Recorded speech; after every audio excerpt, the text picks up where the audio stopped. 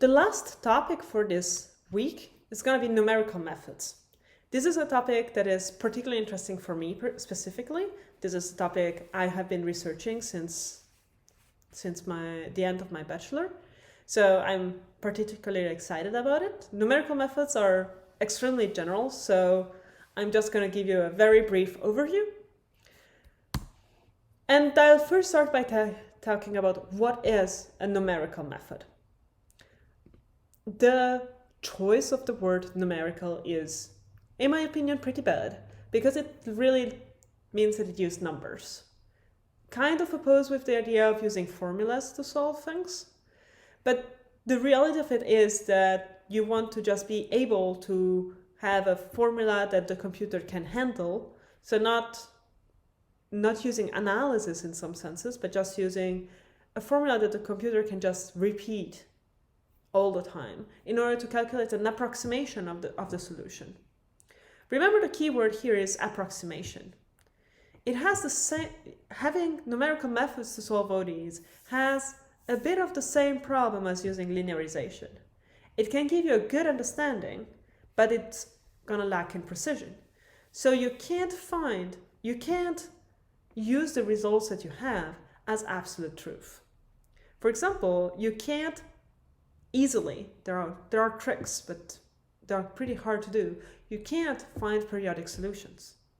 While when you're doing an analytic approach, you can prove that the solution is periodic. That doesn't hold when you have a numerical method solving it for you.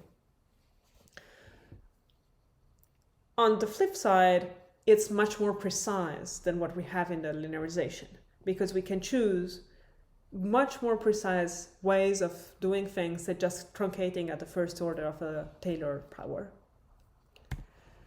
So the simplest method is called the Euler method. So we have an ODE, x dot equals f of xt. It's first order, but it's a system of ODEs. It's not autonomous, doesn't need to be autonomous, and we're considering xt as possibly a vector.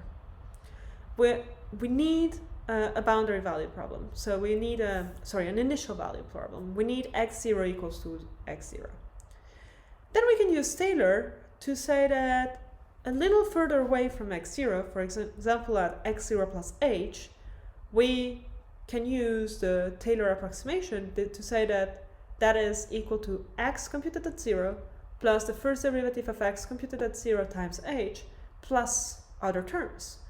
But the first derivative of x, this is what we know, this is what the ODE gives us. So we can replace this by saying that we can approximate x at point h with h small. We can approximate that by saying that it is equal to x calculated at 0 plus f calculated at x0, 0 times h. We replace this by x hat, so every time there is a hat is a numerical approximation. And then we repeat it for the next step. We can say that x at h plus h is approximated by x at h plus the derivative of x at h times h. And now we replace x at h by our numerical approximation. And this allows us to compute the next step of our numerical approximation only based on the previous step. We can also write x hat index k as a shorthand notation for x hat computed at kh. And we have this general format that x hat at k is equal to x hat k minus 1 plus our ODE computed at x hat k minus 1. All of this multiplied by h. H is called the step size. Ideally, the smaller is h, the closer are the values we have computed. The further away is h, the further away are the values that we have computed. And we approximate x computed at nh by x hat underscore n. So let's make an example. This is a hand drawing, but this is the idea that is behind it. We have x dot equals to x, and we start at 1. We check the tangent line, and we use that tangent line to just take a step forward and take x1. And then at x1 again, we take the tangent line and we go to x2 and so forth. the slope of the exact solution and of our approximate solution is the same at all the points.